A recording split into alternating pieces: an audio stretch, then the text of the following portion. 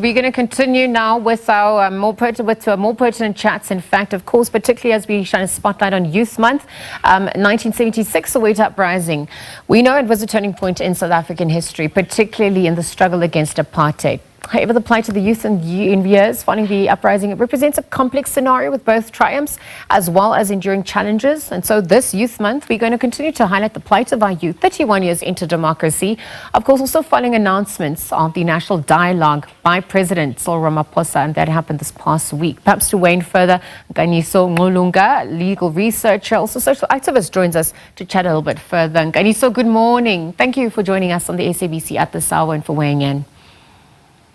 Good morning, Lizelle, and good morning to the listeners, and thank you for having me. Well, thank you for your time. I know that there's a lot of sentiments that had been shared. Again, to my earlier introduction, there have been triumphs, but also challenges. And if we look at the state of our democracy, some questioning whether this has been a dream deferred for our youth as we compare the class of 76 to the realities, present today.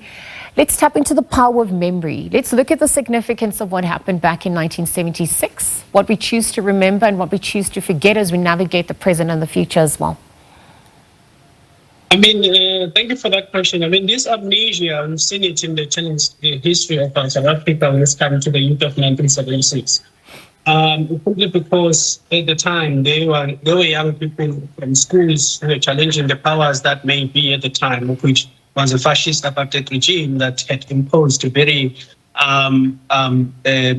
punitive policies against young students, particularly imposing the entire apartheid system on the young people in schools when they organized themselves. However, in South Africa, we see that whenever it happens, something similar, uprisings, we seem to have an amnesia. Is that why all the time, whenever that the state power is challenged directly by young people, we forget that it was the very same reason how we obtained our democracy as a country. It was by those means that young people themselves that get organized politically and agitate against those powers that might be that policies that do not really represent young people. So it is an injustice that this amnesia, this history revisionism in South Africa is still an issue, because it is also more about control of what then happens in the current political climate. Well, if we're even looking at what transpired post our national elections, we're also heading into our local government elections. But the issue of voter apathy, youth voter apathy, that was something that obviously were reflected and some of the stats reflected. But the continuous fight against triple threats of poverty, unemployment, inequality, those much needed structural reforms. What are you observing on that front? Yes, look, the political establishment has failed the young people of this country. They do not feel represented. They have been betrayed by this political class. So although I don't usually use the word apathy, because I think young people are really engaged. If you look on social media, they're engaged in our country's politics. They're very much in touch. In the spaces of art where young people are expressing themselves politically, yes, they are disillusioned because disproportionately they're affected by social issues like unemployment and other issues like crime. But I think there has been this disconnect between them and the political class, is that they are left out, because as we speak today, I think about 10% of young people in South Africa are in universities, meaning disproportionately many of them do not even make it to university. So all of what has been done in terms of structural reforms has not really materially changed their lives. So that's why we see this level of disengagement from mainstream politics. And that is demonstrated through the general elections as well, as we correctly put it. Okay, I'll caution against the word apathy, but it's also just to note that obviously social media and access to data is only a small portion of the population. And so, yes, whilst those voices are heard, we still have pockets that continue to be silenced and obviously not be heard at this point. And the only, way of communicating is perhaps through staying away or through voting, whatever they decide to choose. But we're obviously looking at the patterns and the trends. And even if we're just looking at the realities of, some of the economic policies, because there have been questions about spatial planning, the logic of towns, the economic logics of towns and cities, the need for a reimagining of sorts on that front, the deterioration of cities, how this also impacts the circular economy. What do you think needs to be, what are those conversations we need to be having on that front with regards to that for the youth and really as we navigate the possibilities and probabilities?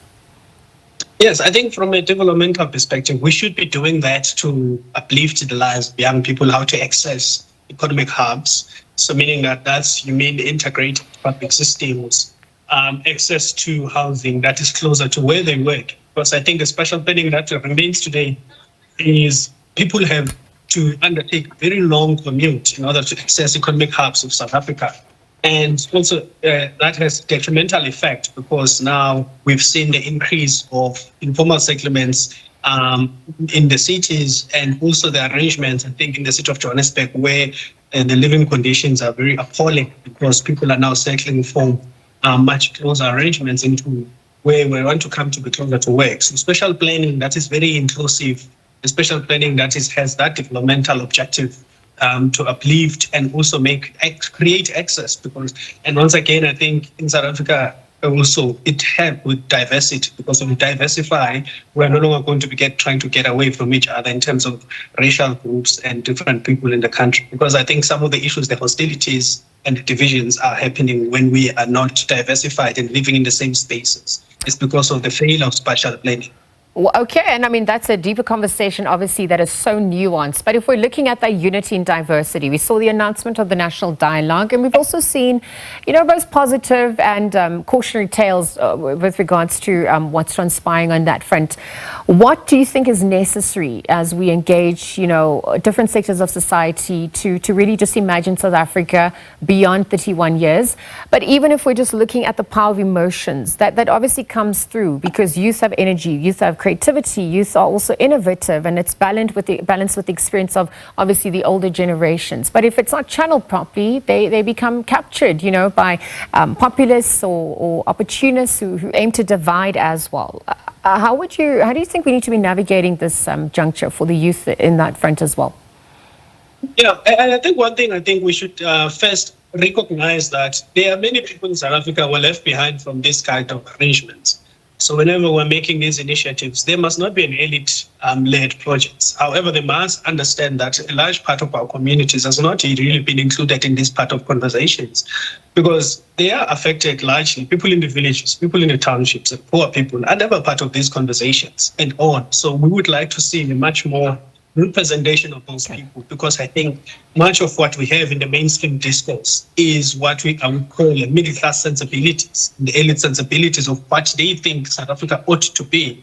But this does not often encapsulate the ideas of people who are always directly affected by some of these issues in our country 30 years later.